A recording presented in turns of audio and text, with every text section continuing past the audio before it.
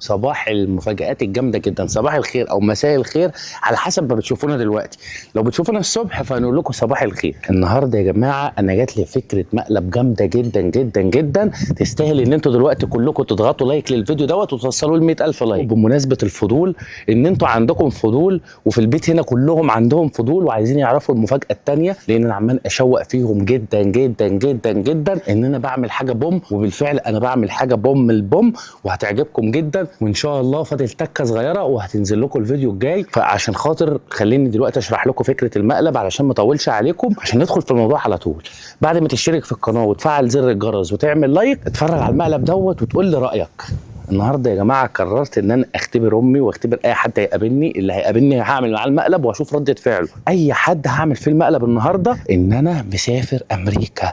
طبعا انا هفهمهم النهارده يا جماعه ان انا كنت مقدم في اللوتري الامريكي والحمد لله القرعه جت عليا وكسبت. فطبعا دلوقتي هنشوف رده فعل الحاجه ايه لما تعرف ان انا مسافر امريكا، وهحاول طبعا ان انا اشتغلها واقول لها ان انا رايح على طول وجاي على طول. بس طبعا انتوا فاهمين امريكا وضع تاني خالص لانها بعيد جدا، مفيش حاجه اسمها اروح واجي على طول. اللي بيروح امريكا بيبقى مهاجر. فالنهارده مقلب الهجرة في أهلي، هنشوف ردة فعلهم إيه، وهقول لهم إن دي المفاجأة اللي أنا كنت بخططها ليها الفترة اللي فاتت دي كلها، وده سبب جاي من الإمارات ودي الحقيقة. فهنشوف ردة فعلهم. ولكن يا جماعة أنا ولا مسافر في أي حتة خالص، إن شاء الله المفاجأة اللي أنا بعملها إن شاء الله بإذن الله هتكون في القاهرة مش في اسكندرية. بحاول أسهلها عليكم علشان خاطر تقدروا تتوقعوا دماغي رايحة على فين وبتعمل إيه. فأنت دلوقتي لو مش مشترك في القناة لازم تشترك علشان اللي جاي جامد جدا في نفس المكان اللي صورت فيه مع الحاجة وأنا مسافر الامارات، وقلت لها ان انا ماشي اسبوع وجاي ان شاء الله برضه في نفس المكان، وهقول لها ان انا مسافر. هنشوف هتثق فيا ولا لا، هنشوف الوضع ايه،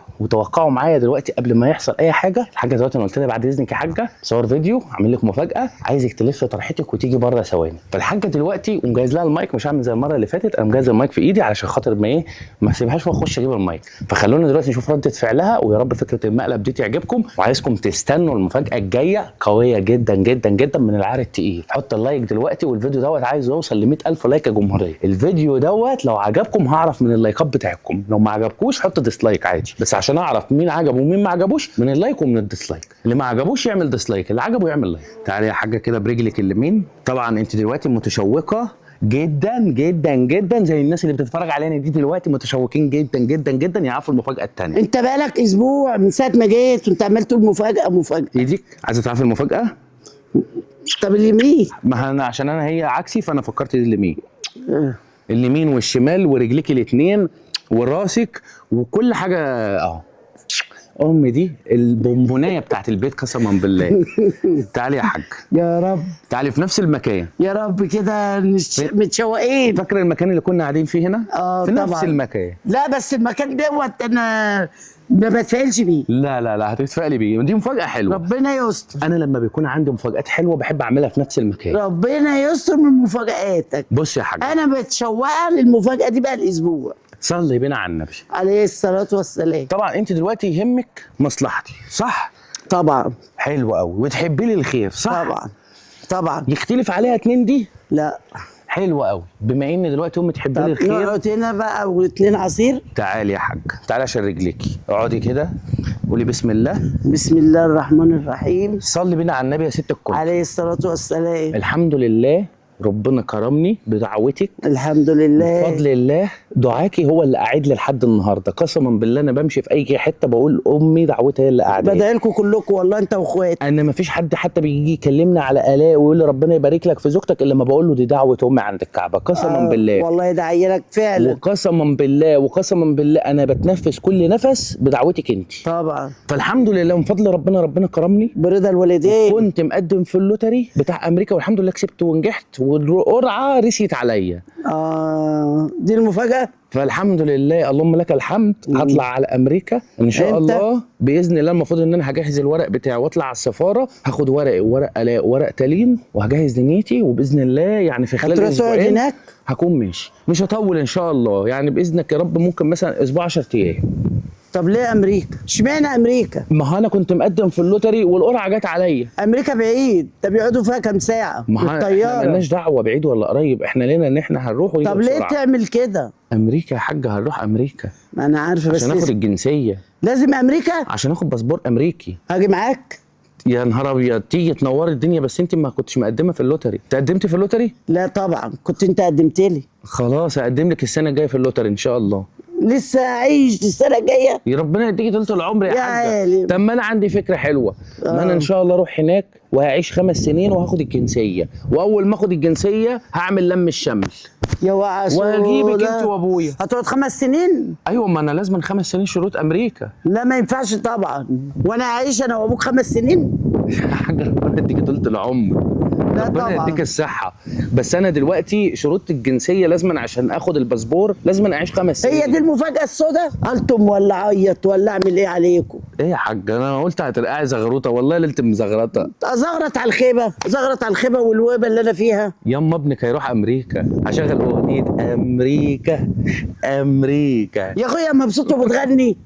يا أخويا مبسوط وبتغني على إيه؟ يا حاجة على خيبة إيه؟ يا حزن اللي جالي ياما، يا وقعتي السودا ياما، يا عزتي السوداني يما، ده وقعتي سود. يا السوداني الحلال يا جدعان. بقى أنا ما صدقت إن أنتوا بقيتوا جنبي بص يا وفرحت.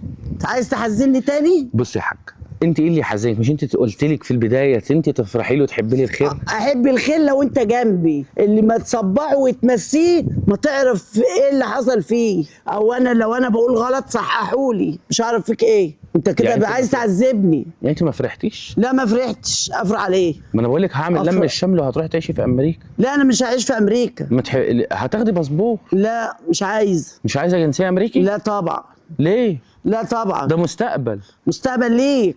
وليكي. لا طبعا، انا ما ضمنتش اعيش سنه على بعضي. ربنا يديك اروح اقعد الصحه. 5 سنين في امريكا؟ طب انا لو مت ادفن فين؟ ولا تعملوا لي مدفن هناك؟ بس ربنا يديكي طولة العمر والصحه. هتعمل لي تربه هناك؟ يا حاجه ربنا يديك الصحه. انا هم كلهم 5 سنين وهعمل لم الشمل ان شاء الله. لم الشمله لمين؟ لمين؟ انت مفتقده الحياه خالص كده. اه طبعا، مش ضامنه نفسي، مش ضامنه نفسي ساعه ولا 5 دقايق. هعيش لي 5 سنين؟ هم 5 سنين حاجه ده بيعدوا هوا. عندك انت، اما انا لا. انا 62 سنه، 62 سنه، يعني انت لسه ما جيتش في نص عمري. ربنا يديك طولة العمر ويديك الصحه. المهم دلوقتي انت بتعذبني كده. لا انا عايزك دلوقتي تدعي لي دعوتين. لا مش هدعي لك طبعا. ليه ادعي لك على ايه؟ ادعي لي ان ربنا يستر عليا. رواية يا حاجة. يا حاجة. يا حاجة. فاصل ونواصل يا جماعة. خلاص يا حاجة. يا حاجة. يا حاجة ام محمود. يا حاجة. حرام عليك، حرام عليك وربنا يا محمد، حرام عليك. ليه يا حاجة؟ حرام عليك بقى. انا كل ما اقول يا رب لم شملنا، يا رب لم شملنا، تقوم تجيب لي دي مفاجأة. ده طب مفاجأة نيلة و60 نيلة. طب انت هتعيطيني ليه دلوقتي بقى؟ الناس دلوقتي كلها عيطت. مش هقول حرام انا عليك. الكلام ده كله بقى. حرام هسيبه. عليك يا محمد، حرام يا عليك. حاجة خلاص يا حاجة. حرام عليك. يا حاجة ده ابنك هيبقى في امريكا ياما. كل دولة لنفسها ولاصحابها، اما احنا هنا شبراوية وقليوبية. احنا مش امريكا. احلى تحيه للشبراويه وللقلوبيه ايوه ولام طبعا. الدنيا كلها. احنا مصر ام الدنيا. ونعم. ليه نسيب بلدنا ونسيب حياتنا هنا وروحنا هنا؟ احنا خدنا على هنا. طب بس انت وهنفضل هنا. هتعيطيني ازاي؟ طب انت بتعيطي ليه دلوقتي؟ حرام عليكم والله العظيم، حرام عليكم، حرام عليكم اللي انتوا بتعملوه فينا. حرام بقى خلاص يا حاجة. حرام عليكم. والمتابعين اللي بيشوفوني قولوا لهم حرام عليكم ان انتوا تعذبوا الوليه دي. كل واحد يشطح في حته. ليه؟ احنا عملنا فيكم ايه؟ للدرجه دي حاجه سفر هيفرق؟ ايوه طبعا، روحي حته من قلبي. طب انا عايز اقول لك ان انا بهزر معاكي وده عليك. مقلب والكاميرا بتصور مقلب، ولا في امريكا ولا انا افكر امشي في حته يمين وشمال بعيد حرام عنك. عليك يا محمد والله العظيم. والله العظيم. وجعت قلبي، حرام عليك. والله العظيم بهزر معاكي وبعمل مقلب. والمفاجاه الثانيه اللي انا بحضرها طب اوعى بقى. اوعى اوعى. هجيب الباسبورات وهمشي. تخليني اعيط. همشي. تخليني اعيط. همشي. همشي. قول انا اسف. اضرب يا حاج. قول انا اسف. كفايه يا حاج. قول انا اسف. اضرب يا حاج. ما انتش هعمل فيك حاجه تاني. انا اسف يا حاج. بضحك معاك يا سوسو.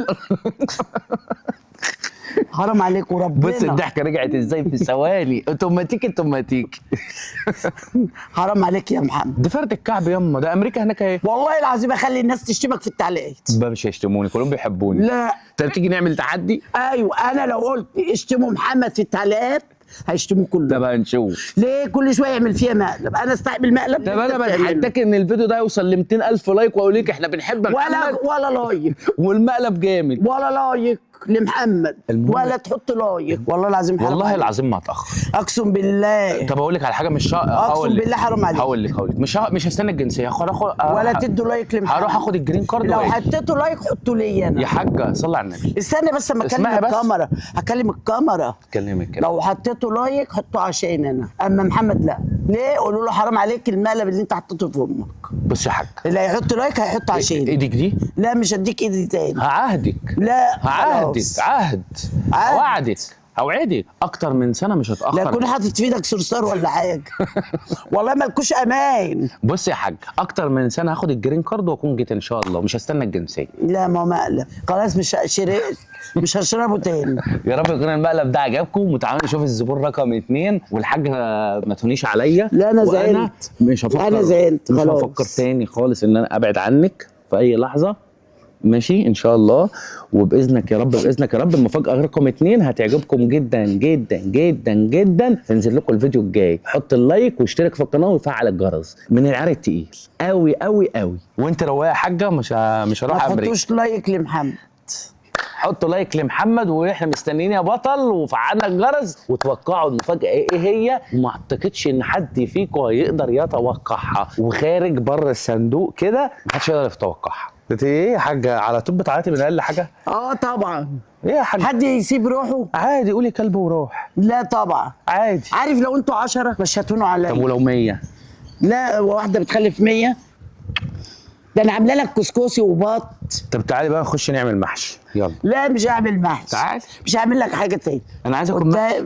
لا مش هعمل محشي. عايز اكل تاني. محشي من بتاعي. اما اروق بقى كده السكر عندي بقى 500. انا عارف اروقها ازاي يا جماعه، انا عارف امي بتروق بكيسين لب. لا بقيت احب المانجا. بقفصين مانجا. مانجا فص. عينيا حاضر. ماشي يلا روح هات لي مانجا بقى وكنز. والله عينيا ليك. وبتاع ده اسمه ريد بول. انا بحب الريد بول. عينيا. طبعا دلوقتي بقى يا جماعه الاستاذه الاء طبعا مش هينفع اعمل فيها نفس المقلب، لان مش هيخيل عليها. انا كنت عملت مقلب دلوقتي في امي ان احنا مهاجرين امريكا. يا نهار اسود. فطبعا مش هينفع اعمل مقلب، لان الاء عارفه ان انا لا قدمت ولا عملت اي حاجه. فانا دلوقتي اركب لها بس المايك. مش فاهمه قدمت في ايه، فهمني برضه. بصوا يا جماعه، انا ده مقلب عملته في امي، مش حقيقه ما قدمتش في حاجه. المهم دلوقتي انا عايزك انت في مهمه تانية ان شاء الله باذن الله. بكره الصبح الساعه 8 الصبح تلبسي وتجهزي شنطه صغيره كده فيها غيارين 3، وشنطه ليا فيها غيارين 3، وتجهزي عشان رايحين للمفاجاه رقم 2 اللي انت ما تعرفهاش. هو رقم واحد كانت فهو ايه؟ رايحين مشوار بكره الصبح. رقم واحد كانت ايه عشان انا كنت نسيتها؟ رقم 1 كانت العفش، ان احنا نجيب العفش. ايوه دي انت كنت عارفاها. ايوه دي عارفاها. المفاجاه بقى رقم 2 لا ما تعرفهاش. المفروض ان احنا ان شاء الله بكره الصبح طب ما ينفعش دلوقتي؟ حان موعد المفاجاه. لا لازم بكره الصبح. ما ينفعش دلوقتي. فدلوقتي يا جماعه الاء مهمتها ان هي تجهز لي غيارين وتجهز لها غيارين اجهز لك من دلوقتي. عندنا طالعه الصبح. بس انا عايزاك تقول لي يعني نبذه بسيطه، حاجه صغيره كده. توقعي زي ما هم ما بيتوقعوا معانا دلوقتي في التعليقات، ومش هتعرفي تتوقعيني ولا هم هيعرفوا يتوقعوني. طب اروح فين؟ طب قول لي، طب رايحين فين؟ ولا هتعرفي اي حاجه. بكره الصبح هعرفك. يعني هو الغيارين بس؟ غدا ان شاء الله. هتودينا مصيف من الاخر كده. اقسم بالله ما مصيف. المصيف ان شاء الله كمان شويه مش دلوقتي. في مهمه كبيره جدا جدا بتكتك لها بقالي فتره، وان شاء الله حان موعدها دلوقتي. ميعادنا الساعه 8 الصبح نتحرك من هنا. جهزي لنا يلا الدنيا، واقعدي ايه لفي وفكري كده مع نفسيتك كتير لحد ما يجي بكره. وانتوا يا جماعه توقعوا. طب غيارين 3 دول يعني معنى كده ان احنا مش هنبقى هنا؟ احنا مش هنبقى هنا، احنا رايحين القاهره. المهمه بتتم في القاهره. يبقى انا هفكر في القاهره. فانت جهزي غيارين ليكي وغيارين ليا وغيارين لتالين، وان شاء الله كده باذن الله مع غياراتها. هنتحرك الصبح. انا دلوقتي يعتبر سهلتها عليكم يا جماعه. لو حد قدر يتوقعني، ما حدش يعرف خالص هنا في البيت. مفيش اي حد يعرف نهائي.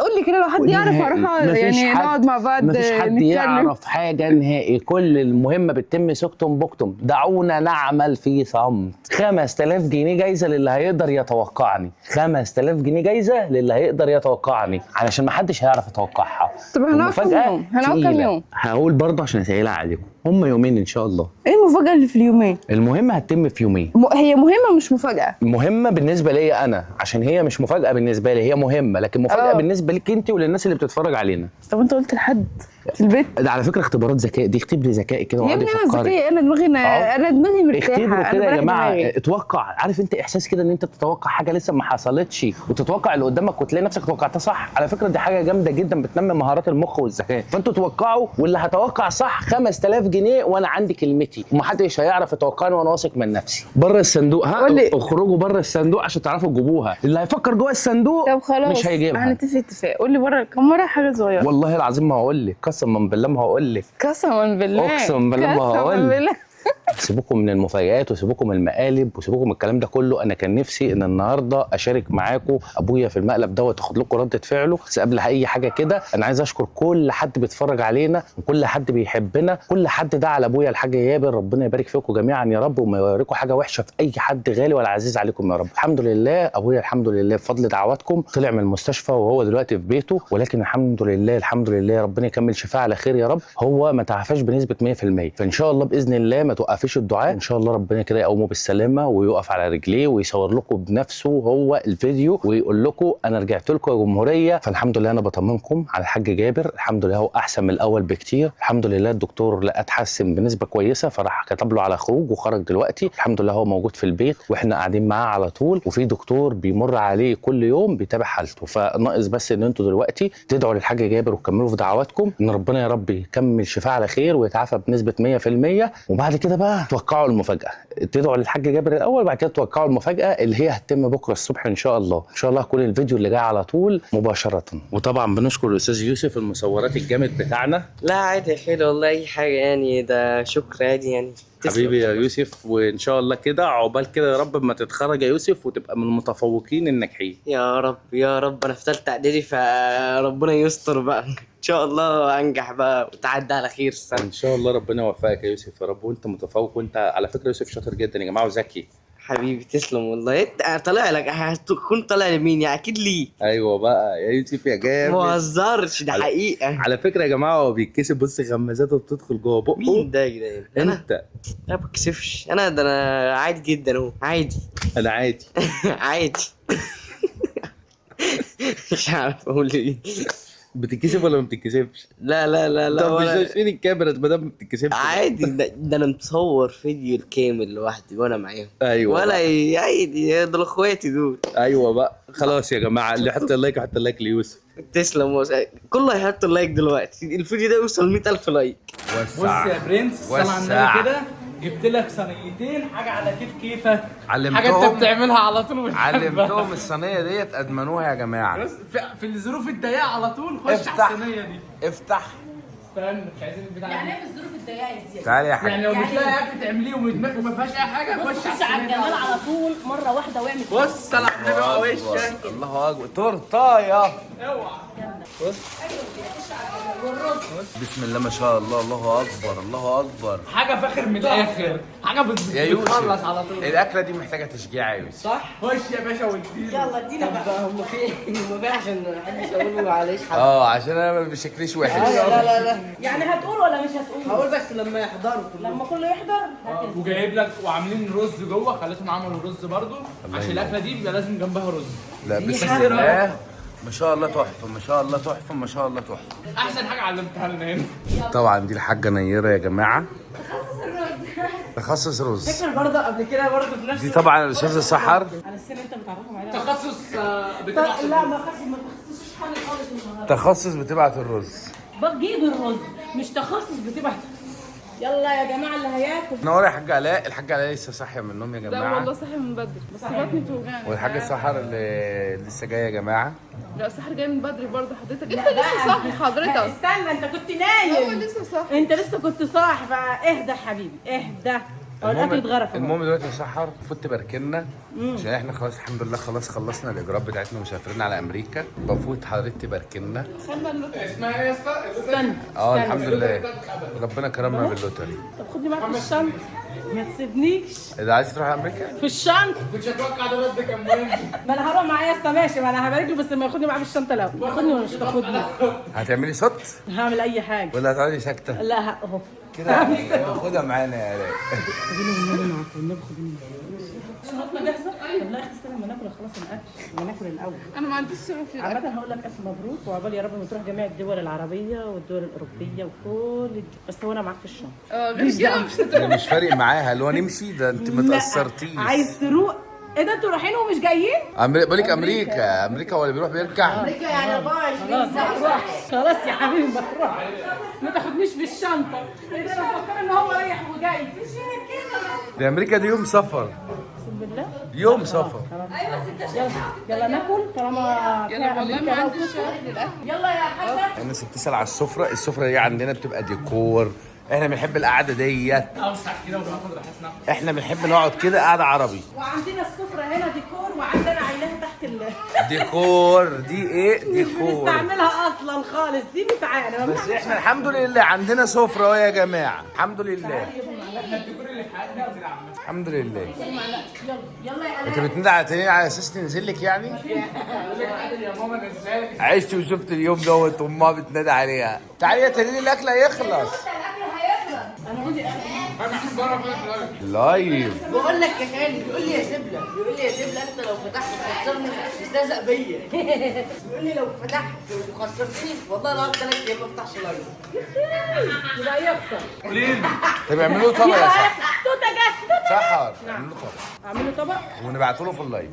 اوكي ظالم. ايه ده تلين نزلت ايه ما شاء الله. انتوا طبق لبابا؟ هنشيل. ايه ده يا صاحبي؟ انت بنت جميله بس